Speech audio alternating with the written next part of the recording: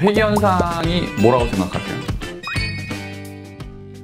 안녕하세요. 나오미 구강암외과의 서백권 원장입니다. 자, 오늘 말씀드릴 내용은 회귀현상이에요. 피디님, 회귀현상이 뭐라고 생각하세요? 제발? 자, 제발. 그러니까 원래 상태로 돌아가려는 성질이 있는 거예요. 다시 주걱턱, 다시 무턱, 다시 비대치. 회귀현상에 대해서 너무 겁을 많이 드시는 분들이 많아요. 회귀현상에 대해서 양악수술학회에서 발표한 게 있거든요. 한번 설명을 해보도록 하겠습니다. 예측할 수 있는 것이 있고 예측할 수 없게 나타나는 것이 있어요. 그래서 예측할 수 없게끔 나타나는 게 진정한 회귀현상이다. 이거를 전제로 깔고 들어가야 돼요. 자, 그러면 이런 회귀현상 왜 오는 걸까요? 제일 첫 번째 문제는 뭐냐면 근육입니다. 근육.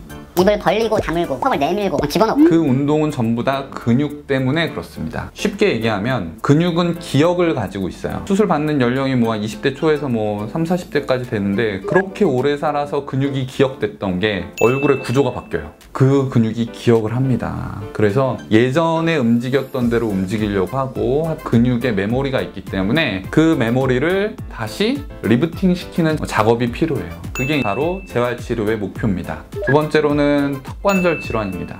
특히 무턱에서 이 머리뼈와 과두 요 사이의 부분을 턱관절 부위라고 하는데 무턱이 있는 환자분들은 이 관절 과두가 보상을 일으켜요. 본인은 턱을 내밀고 싶으니까 내밀면 어떻게 되겠어요? 공간이 이렇게 조금씩 넓어지죠. 앞으로 나와야 되니까. 정상 수치보다 넓어져 있는데 턱을 앞으로 빼게 되면 그 공간을 있는 힘껏 좁혀주지 않으면 다시 그 공간이 좁아 들어가면서 다시 턱이 뒤로 말려 들어가는 경우가 있어요. 정말 예상하지 못한 과두의 흡수나 그런 걸로 인해서 다시 회귀현상이 오는 경향이 있습니다. 두 번째로는 예상할 수 있는 회귀현상입니다. 이건 뭐냐면 교합이에요. 특히 뭐 선수술에서 교합이 잘 유지가 돼 있는 상태에서 수술 교합이 딱 좋으면은 얘는 그렇게 변화가 심하지 않아요. 그런데 선수술 같은 경우에 있어서는 이가 참 엉망이죠. 하나 보여드릴게요. 아래턱만 수술받은 환자인데요. 우선 수술 전에 이런 식으로 왔어요. 윗니가 아랫니를 덮고 있기는 하지만 아래턱이 많이 발달된 환자였거든요. 그래서 아래턱으로만 수술을 하기로 했습니다. 수술 직후의 교합이 어떻게 잡았는지를 보면 이렇게 돼요.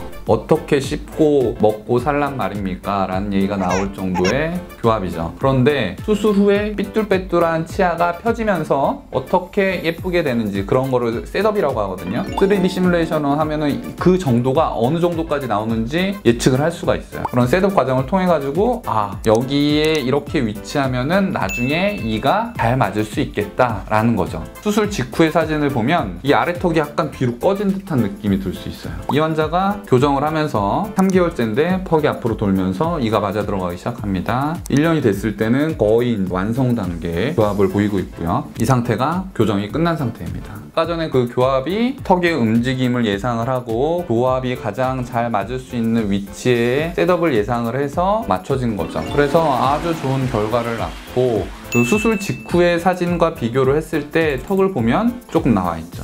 네.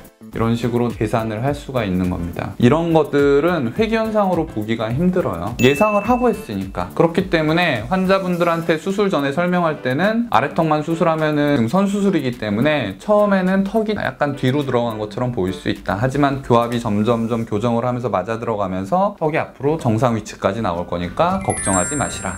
자, 그러면은 회귀현상 아까 전에 근육이 가장 큰 원인이라고 얘기했어요. 걱정 안 하셔도 된다.